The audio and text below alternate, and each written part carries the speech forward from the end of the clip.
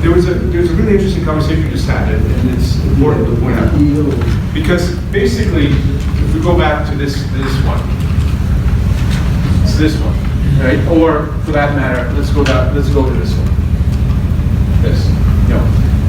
Our HODs are expected to have self-leadership, ability to make others, and leading the business. Right? They're expected to have these. But that's a rude word, expected.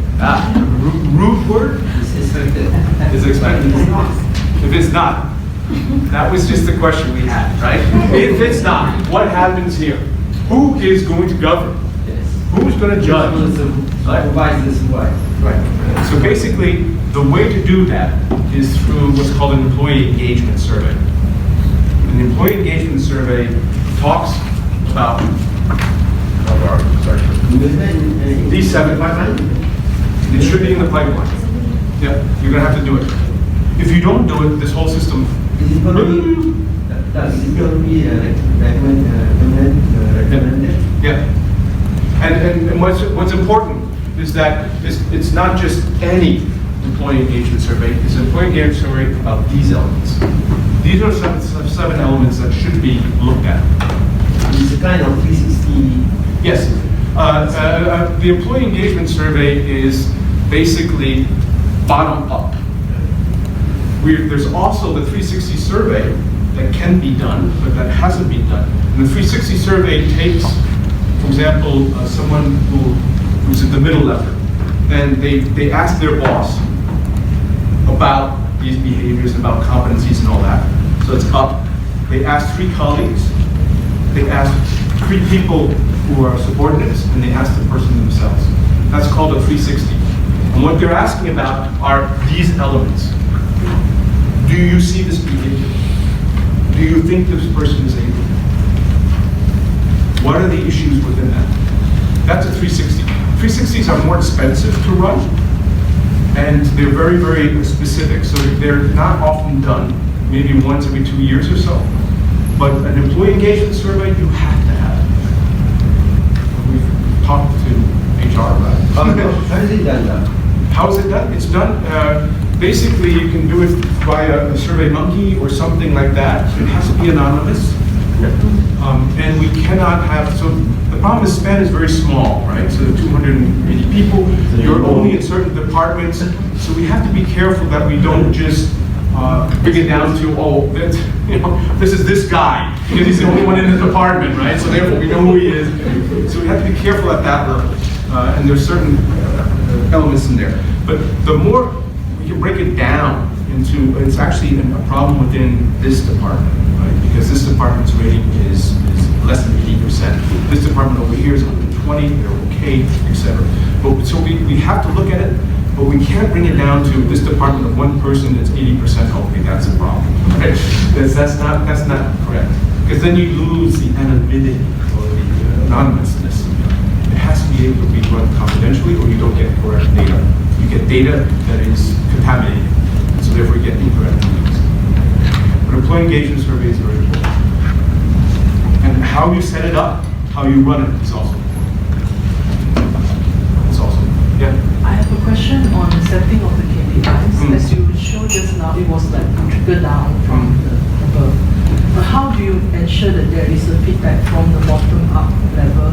Because we know that there is this big goal, and how our personal KPI will help us to achieve the biggest goal, right? But how do we set the KPI within ourselves to achieve that? To get there. And that we'll cover this. So if I don't cover it properly, I'll bring it up at that point in time, but we will cover this. Yeah. And it's very specific to your organization. That you must be able to see the link between your KPI and the strategy that it's linked to. That's very important. Otherwise, you're doing a job, why am I doing this job? Oh, I'm just doing this job because I'm supposed to do this job. Yeah, but this job has no importance on spend, why are you doing it? And even if you yourself feel that, right? It's like, if I'm doing a job that has no importance, where is the motivation? Where is the enthusiasm? Where is the belief, right? Why would you want to be proactive on a job that has no importance? Why would you want to think? Why would you want to? It doesn't make sense. So you need to see the link between your job and what's happening in the organization. It how the organization evolves. There are shortages in terms of capabilities and competencies. Capabilities are technical, the technical side of things, and competencies are behavioral. There are deficiencies in Spanish, for sure, because otherwise you'd be hitting 100%, but you're not. So therefore, there are elements that need to be worked on. And one of the surveys is the engagement survey, 360 surveys. You start getting into the data. But to say we lack competencies and capabilities, okay, what are they? What are they specifically? That's what's important. Just to say we all have problems, yeah, okay, so what? What is the specific problem? How do we address that? That's the most important, right? So just to say we have a problem, yes, we agree, everyone has problems. But how do we solve those problems? That's like, and that's an honesty and an openness in this. So if you don't know something, ask, right? I don't feel comfortable doing this. I don't know what to do. How do we do this? And in an organization that's open and honest, you start seeing people talking a lot more than you are talking now. This takes time. This is why we say don't bring in pay for performance until at least a year from now. At least, if not 2 years from now. And bring it in slowly. Don't make big jumps. That's important. Because you have to trust the system. You have to trust that the performance management system works, and that it's transparent, it's honest, and open. Because if you don't believe that, then you will never believe why does somebody get more bonus than somebody else. Or favoritism. Right now, that's all you can say. Oh. He's the boss's friend. Or she's the boss's friend.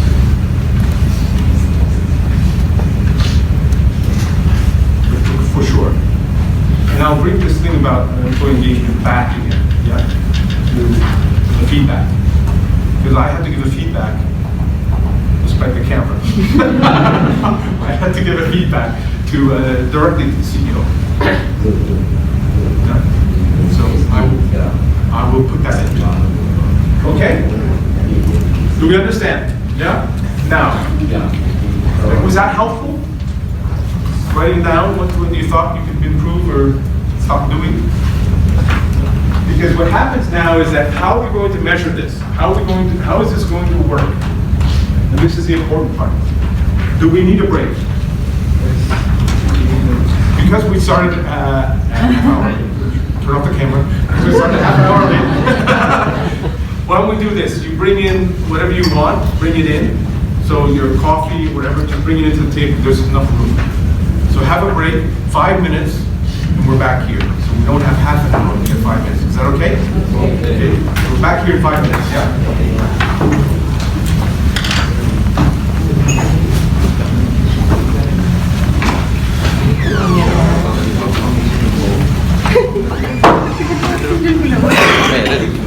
Satu office tu.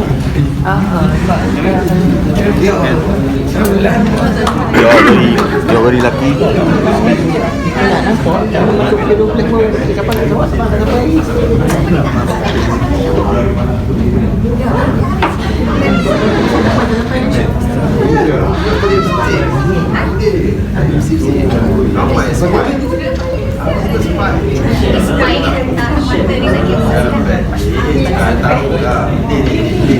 Ini pakai baju hitam putih ni.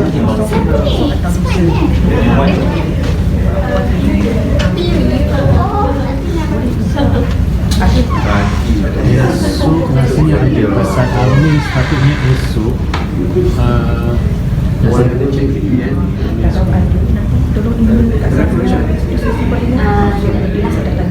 ada komiti kejap ni saya cek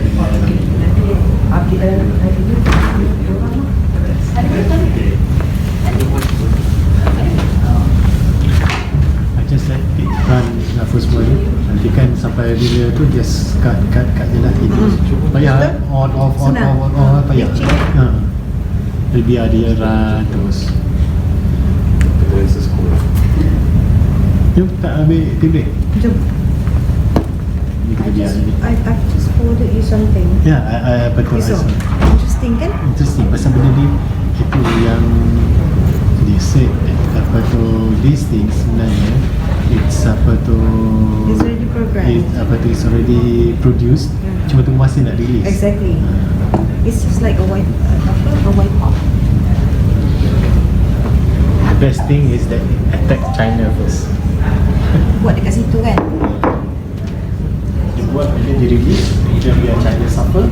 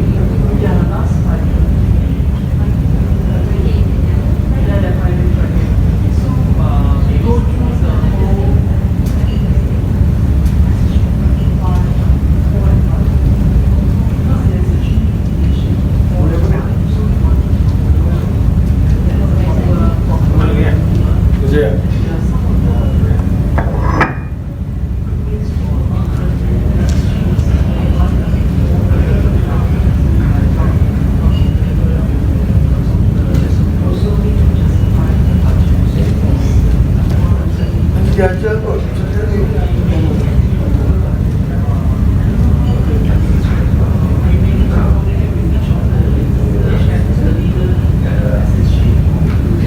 Say whatever you want. What the reality is. Masa ke? Masa ke?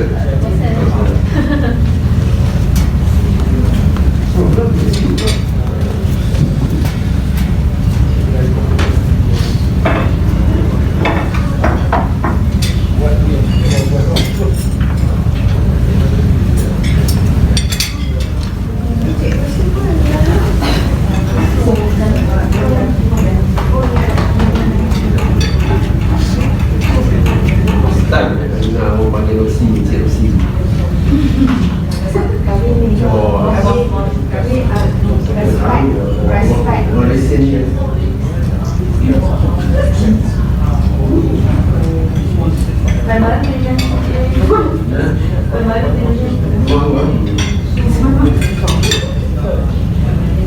Wajah baru Malaysia.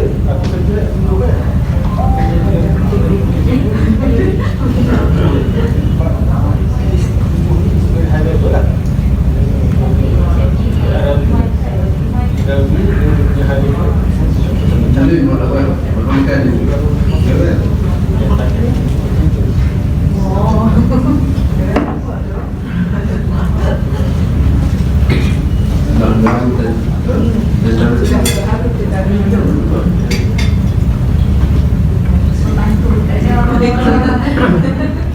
Kami ada yang soal KD lah, pantun ya. Kami yang sudah table. Apa tak tengok lagi orang PhD pantun mana? Lagi tak tahu.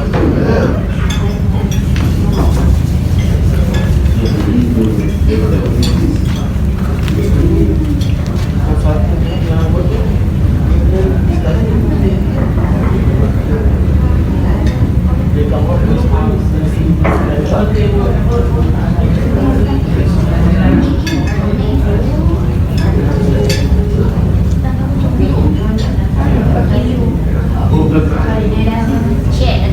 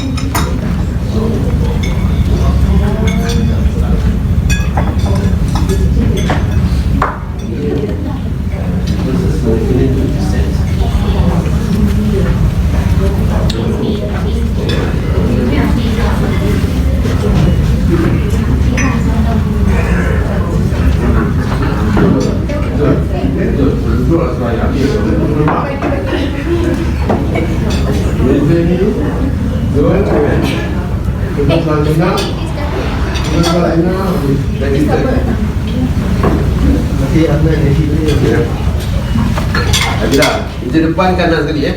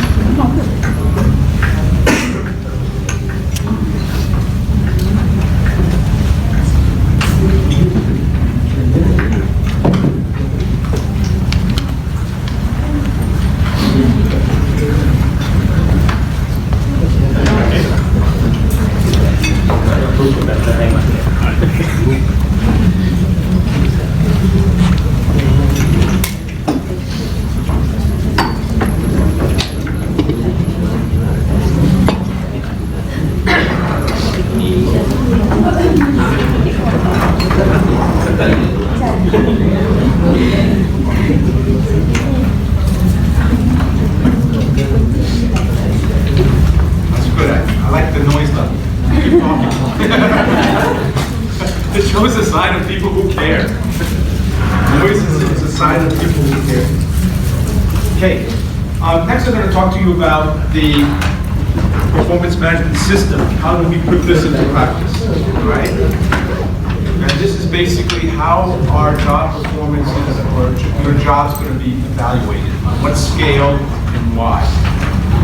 So essentially, we always start here. And this is basically the number of employees versus the performance. And it's what's called a bell-shaped curve. Right? It's a bell-shaped curve. And this is absolutely typical of organizations that are more than 100 people.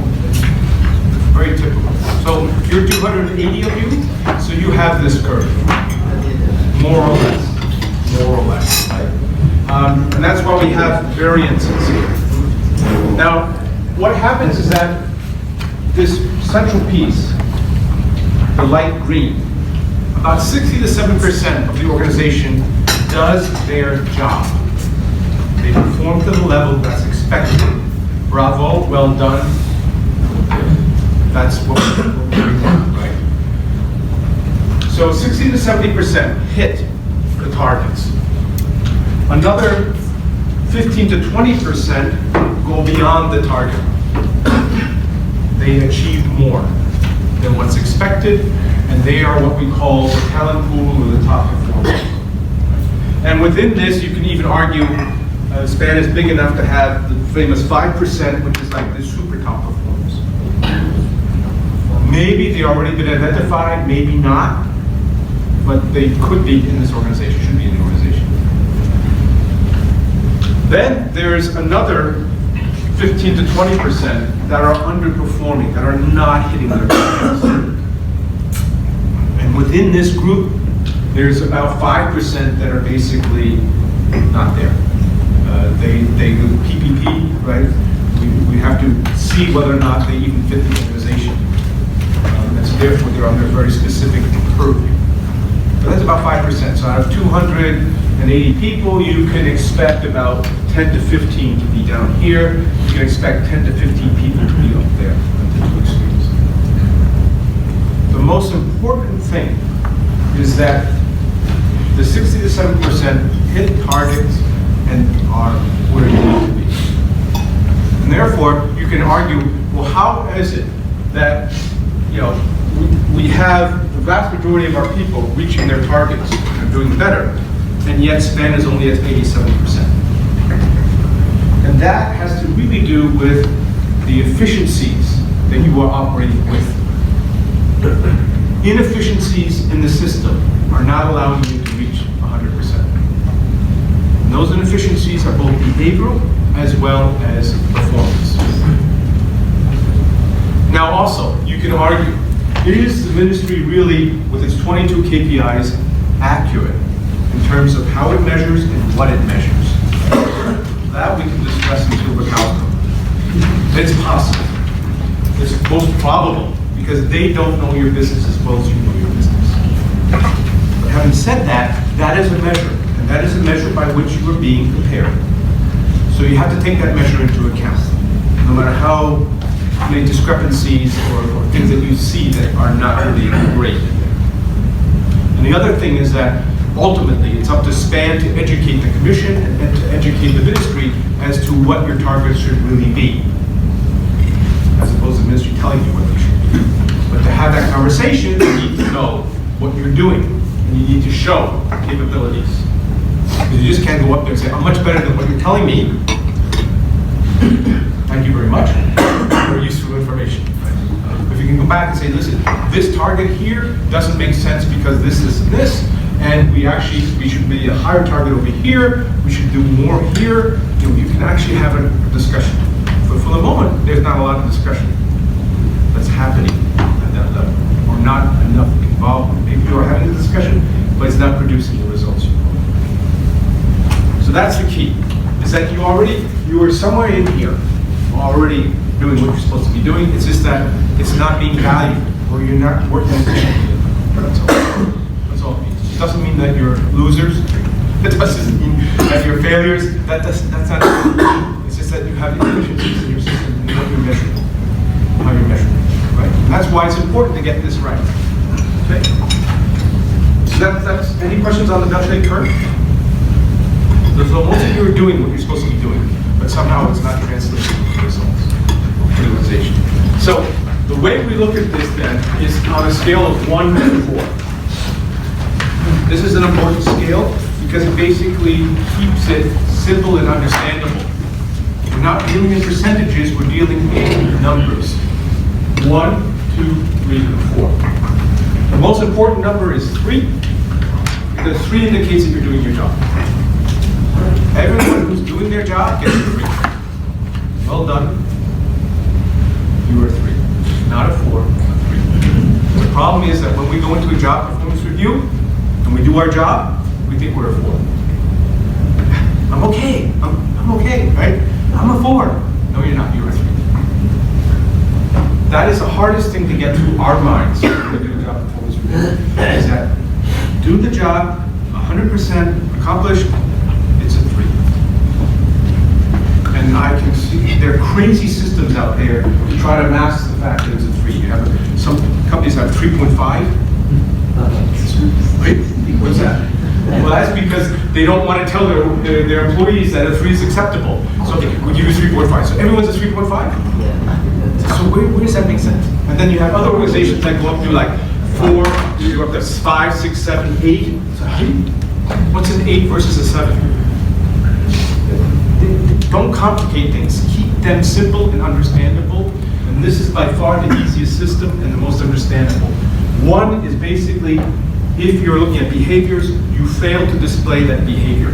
Basically, all you have is negatives, right? So honesty, you're actually not honest. Discipline, you're not following the rules and regulations. Accountable, you're not doing your job. So that's a 1. So there's no positive behaviors, only examples of inappropriate behaviors. That is someone who should be under PPP. The next one up is a 2. Basically, yes, you're starting to show those behaviors, and they can be observed and written down, and yes, good, but you're not there yet. There's still many, many that are sitting in the inappropriate. The 3 is you are consistently showing these behaviors. Well done. This is a good job. And last but not least, about 15 to 20% of the population are going to go beyond. You're going to show, visibly show, that you are proactive. Visibly show that you are customer-driven. Visibly show that you have studied, that interested, involved. Okay, so this is key. Is it done? Yeah. So the root word here is consistent. Consistent. Yes, there's a consistency across all lines. And non-executives have the same scale. Executives have the same scale. HODs have the same scale. You're all judged by the same scale. And they depend on observable behaviors in case of competency. We'll see in terms of KPIs in a minute. But for the moment, we're talking about observed competencies. Right? Now, here's the thing. Remember we talked about foundational? These are the basis of the job, and these are the ones that are related to growth and to the culture change. So in the basis of the job, you can't be more honest than honest. Super honest, yeah. you confess everything all the time, right? Who wants that? You know? So basically, within these three, honesty, discipline, and accountable, maximum you can reach is a 3. You can't reach a 4. 4s don't exist. Does that make sense? Yeah. Accountable means you do your job. Okay, you do your job, then that's a 3. Discipline, I follow the rules. That's a 3. It's not a 4. So the maximum you can score on these 3 is 3. The others, meanwhile, these are the things that are really going to move the organization forward. Like being proactive, being customer-driven, being studious, being strategic in their thought. So therefore, they can get a rating of 4.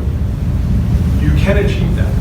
So the high performers are being judged, really, you have to have this as a given, and you have to show behavior in these 4 directions. And on top of that, because these are so important for the culture and the organization moving forward, they actually get a higher weightage. So actually, you take your scores from here and you multiply it by 1. Or you take your scores from here, say a 3 or a 4 or 2, and you multiply by 1.1. That's the way you're going to be scored. So basically, if somebody has 3, 3, 3, 4, 4, 4, 4, you do the multiplication, it comes out at 3.8. So a perfect score in leadership competencies and behaviors is a 3.8. It's not a 4. 3.8. And the average, so I have a 3, 3, 3, 3, 3, 3, 3 on my score. You multiply them out, and then you get 3.2. Slightly better than 3. But still within the margin of expected. Understand how that's done? Because this is the way the ratings are going to be run. So A, there's a slight multiplier effect, and more importantly, there's a maximum that you can achieve, depending on the behavior. The multiplier is a fixed multiplier? Yes. Yep. So So this is always multiplied by whatever you have here, and by what you have here. So basically, what happens is that if you're average and you're doing okay, if you're doing your job, you get a 3.2. If you're not really average, and say you get here a 2, then it's going to have a bigger impact, right? Because it's weighted. So you're going to drop faster. That's what it is. It's slight. It's not huge. So don't be dishonest, yet be proactive. That doesn't work, right? That doesn't work. It's still, but it's just to indicate that this is important. These 4 will change the way the man behaves, the way you behave in this man. Any questions on that? So basically, what this is it matches up 1, 2, 3, 4, and only 20% of the organization maximum will be getting 4s on for the behaviors. Not at all. Okay, that's how it matches. That's the scale at which you're going to be running your performance management reviews. So, any score that's below 2.5 is basically you're in the 1 category. You're in the 1 category. You basically are not showing behaviors at the level that needs to be. You get a 2 if your total is somewhere between 2.6 and 2.9, and if you're between 3.0 and 3.4, with the average being 3.2, you're doing great. You're doing 3. And last but not least, anyone who scores above 3.5 here is basically in the high performance. Yeah, with a maximum of 3.8. And 3.7 and above is the top 5%. That's where they come in. Okay, so here's an example. So these are the 7 behaviors, and this is a score across. So if you get 3s on everything, then your average score, or your score for that year is 3.2. If you score all 4s, right, in these 4 top ones, and score 3s in the others, you get a 3.8. That's what we've already seen. What happens if you get a 2? If you get 1, 2, you're still 3. It's okay. You're allowed to not be perfect. But you're going to be working on this one, right? You're going to be working on honesty because obviously it's below where it needs to be. But you're not going to get any disqualifications. You're not getting into trouble. You still get a 3. Same saying if you do one of these poorly, you still get a 3. It's okay. You're allowed to have a few deficiencies. Not too many, but a few. Right? What happens if we have a poor rating here, but a good rating there? They compensate each other, right? You still back up to the average. But if you get a 1, you drop below. So 1s are not good. 1s are not good. And that's why it's so seriously taken, right? What are the issues with that behavior that you're not showing any aspect? That's a problem. Even with 1 of the 7, it's not good. If you get a 2, it's okay. If you get a 2, it's okay. If you get a 1, it's a little bit of a red flag. If you actually also get 2 2s, that's starting to slowly slip below the 3 level. And if you get a 1 and a 2, you're slipping down. And if you get 2 1s and a 2, like, you're down in trouble. Now the thing is that this is the problem, right? Is that we're looking at observable behaviors. If you're talking behaviors, you're talking emotions. So therefore, documentation is very important, both as a boss as well as the employee. Otherwise, it's like, you do this, no I don't. Yes you do, I see you do it. When? By whom? This is the balance sheet. Right. Okay, let's say, I just put it over here, actually ready to be combined here. Right. But actually there is something here.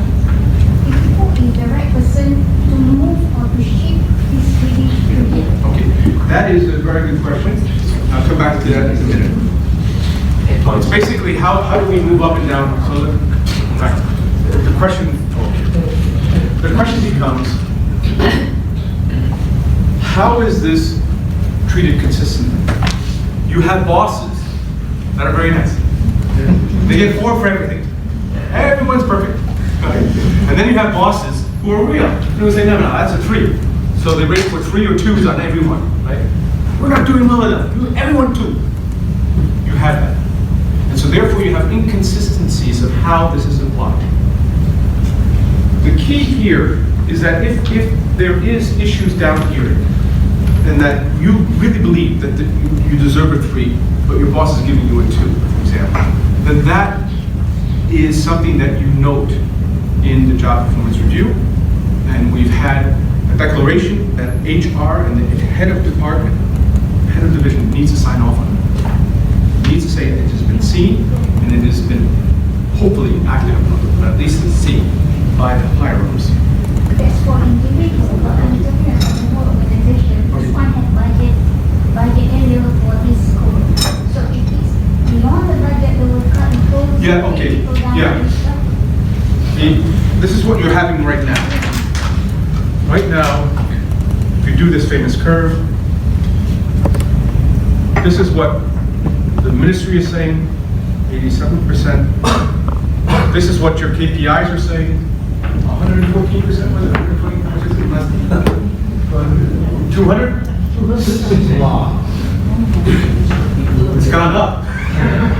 200%. Right? So there's a complete discrepancy between reality, because this is your reality, this is what you're being judged by, and what you think you're doing. This is what your own ratings. So your own KPI ratings for the moment are completely out of sync with what the ministry is saying. There are 2 reasons for that. One big reason is that you don't have the right process. You're measuring things incorrectly. And I'll show that. The weight of KPI. That's right. Exactly. And I'll show that why that was. And that's being addressed now. The other element is that if everyone is out here and super rating each other, and the reality is here, then there has to be an adjustment. There has to be an adjustment. And it has to be across the board.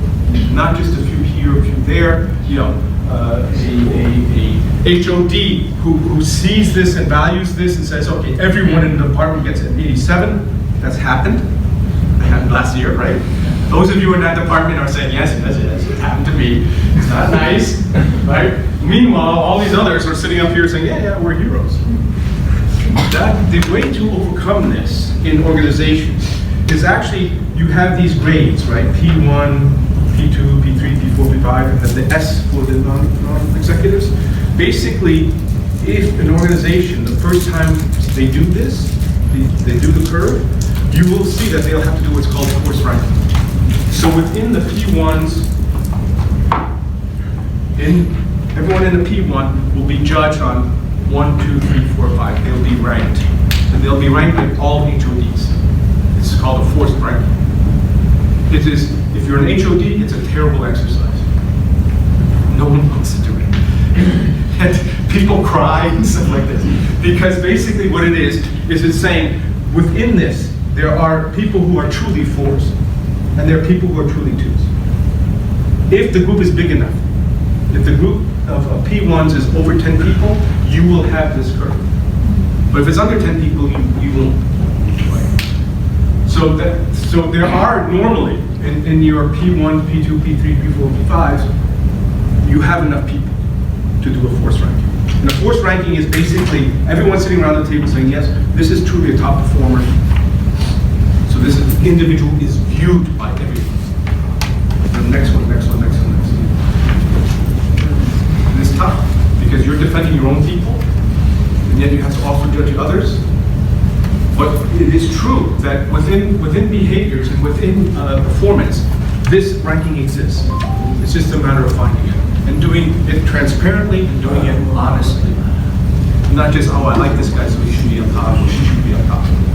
That's not good enough. You have to have observable behaviors and you have to have measurable performances. Otherwise, you can't do force ranking, you can't do pay for performance, you can't do any of them. And that's why you can't do pay for performance now. Because right now, it's everywhere. Anyone rating themselves 200% and the organization's at 87, doesn't work. It's a broken system, right? So the system that you're currently working with is not workable. It's not going to work. And that's why it's being changed. Particularly through Mazdi and his team. And it's not an easy job. Because the first couple of cycles, it takes a while to get there. It takes a while to get there. Any other questions on that? Did that answer your question?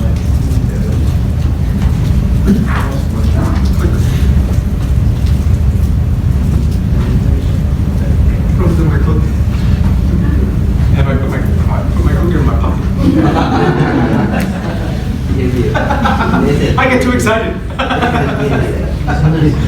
Okay. All right. So this is how it rates for behaviors, yeah?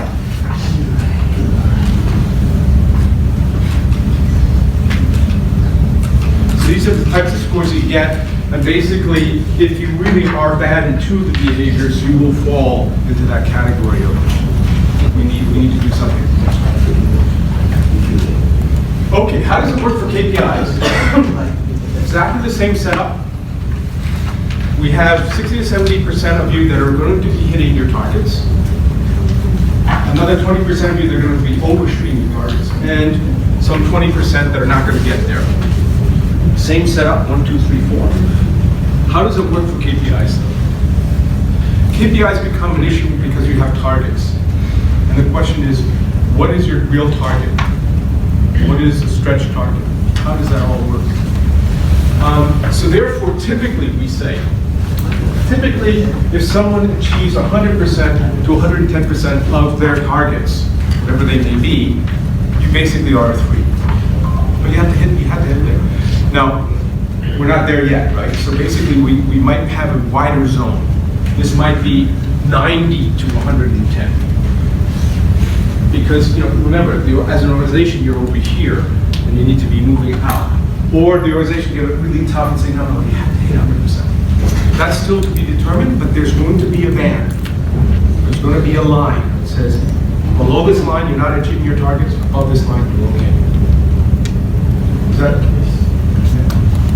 And don't blame him. He's just a guy who does the numbers. It comes from the top. But and you might have it 90% this year, and next year it will be 100%. That's okay too. Move the targets progressively. What we don't want to do is demoralize everyone by saying these super high targets for free, and no one can achieve it. That doesn't help. It doesn't help. Even though you need to be moving that way, it doesn't. So for the moment, this is what we suggest. Whether or not it will end up that way the first time and second time, I don't know. If anything, you pull it back a little bit. Okay? What's typically here, though, is that for the 4, Dato has requested, the CEO has requested that is a stretch target. That's fair.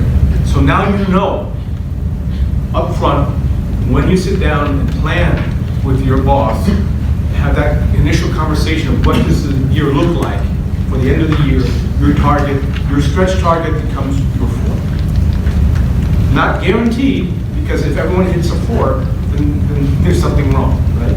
And there might be what we call forced ranking. There might be some of this happening next year. So just because you hit your stretch target, you should, under normal circumstances, get a 4. But it's not guaranteed, given the fact that this is a system that's starting up. But in the long run, all things being equal, that's what's going to happen. And then a 2 is basically somebody who doesn't achieve their target. And a 1 is, including this. Is this 80%? I don't know. It could be 70%. It could be. And that's going to come out in the numbers. Yeah. There is an idea that you want to push it up, that you want to make this 80%, because you're not achieving your targets here. And so therefore, there has to be a pressure to move up performance in the organization. So these numbers tend to be higher. Will tend to be higher. But that's what I'm talking about now is the logic of how these numbers are made. Right? The actual numbers are still to be determined once you get the KPIs. But think of stretch target as that's something I can go for a 4, and a 3 is my normal target. Do you argue? Okay. So basically, if you underachieve your target, you're in the yellow zone. The 2s, hit your target, you're in the 3s. Overachieve your target, hit your stretch target, you're in the 4s, and then just really fall off the curve, you're in the 1s. So how does that look like? This is, this is what happened this year.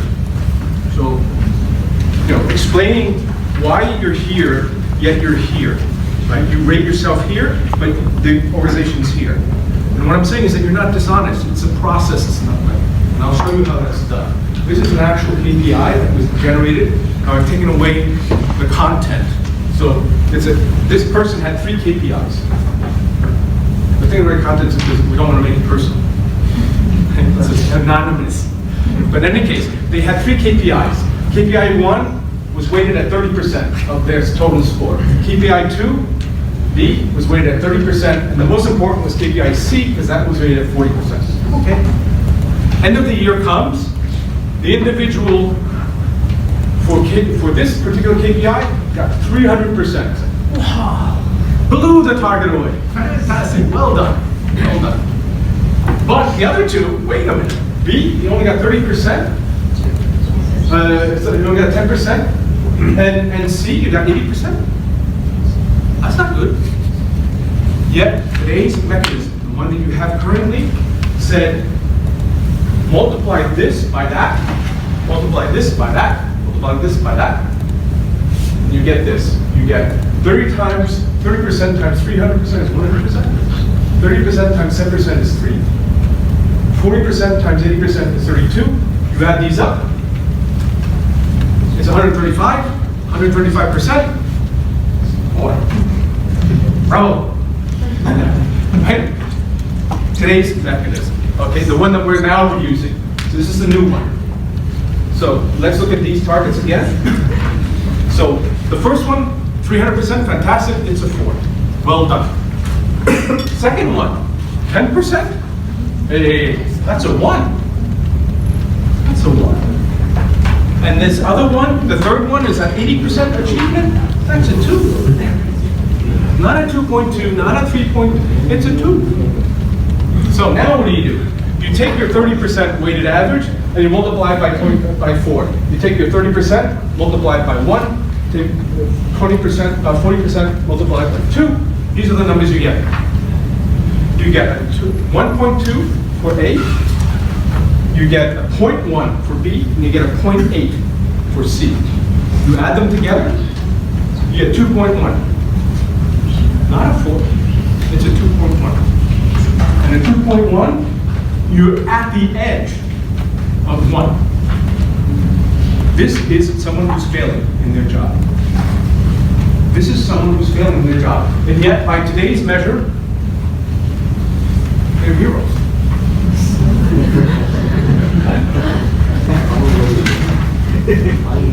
Heroes to reality. Heroes to reality. It solves itself. It solves itself by putting in these scores. These scores. But these scores means that two things. One is your target has to be set properly, and the weighted average has to be set properly. It becomes important now.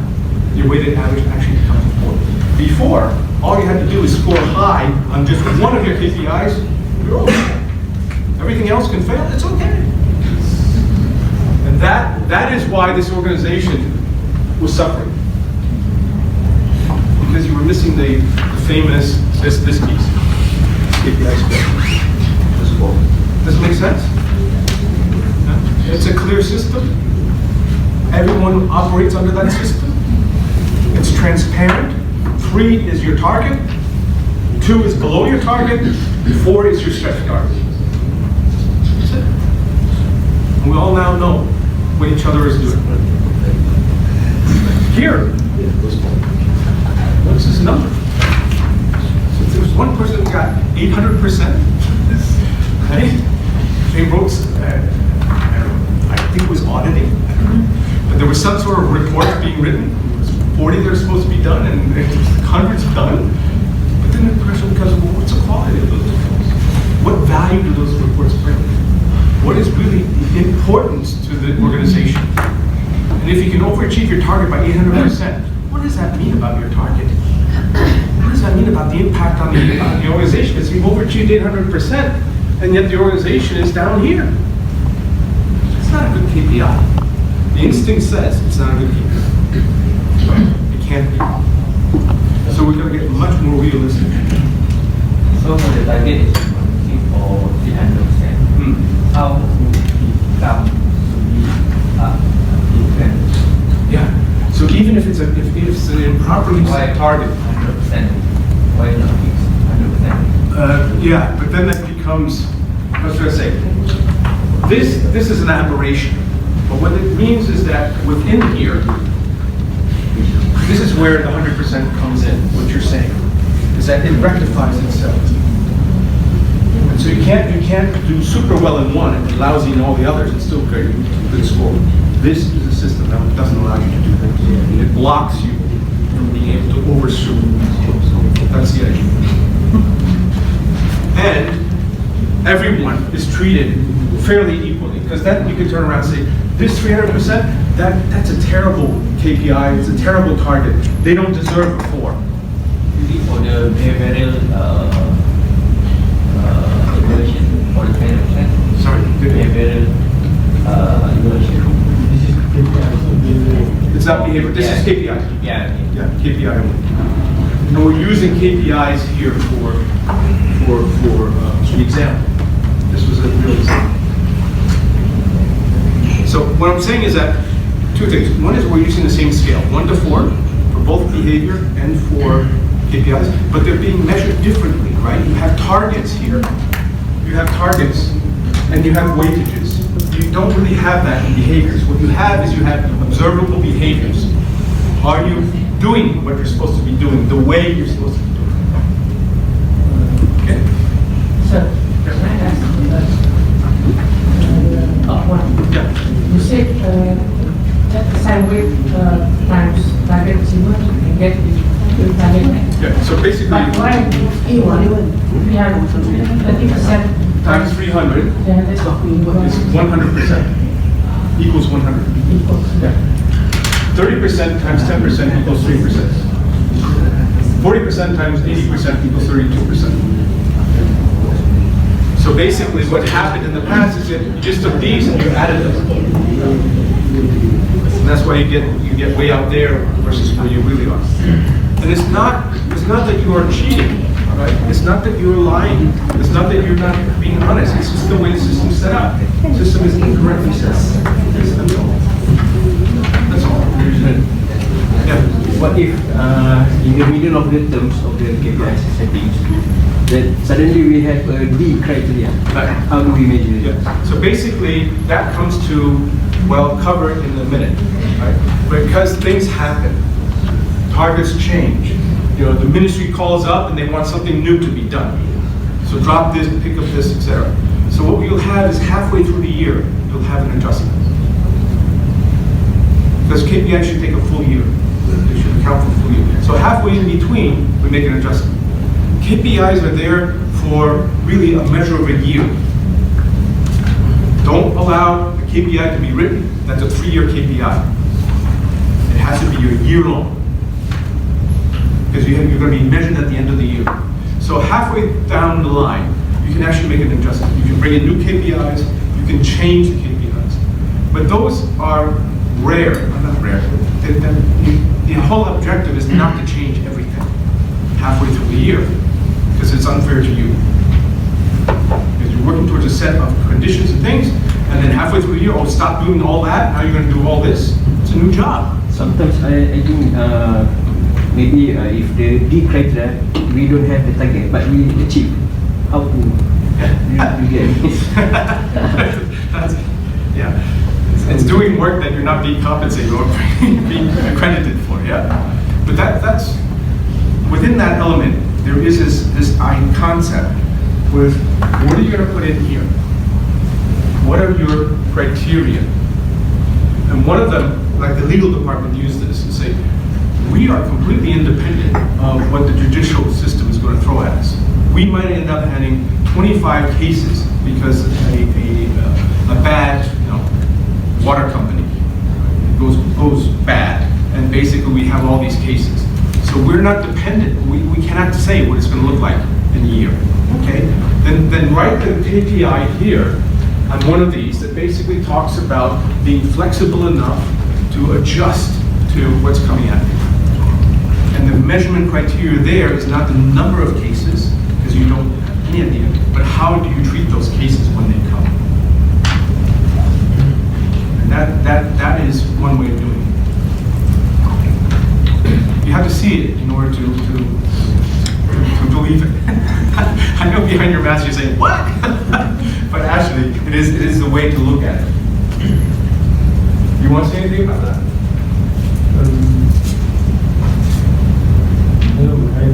Yeah, you leave me hanging here. It's all my problem. This won't get paid to do it. It is something reactive KPI. Right. It's a reactive KPI. Okay, yeah. Here's the thing. KPIs, only accept the KPI if you're in control of it. Right?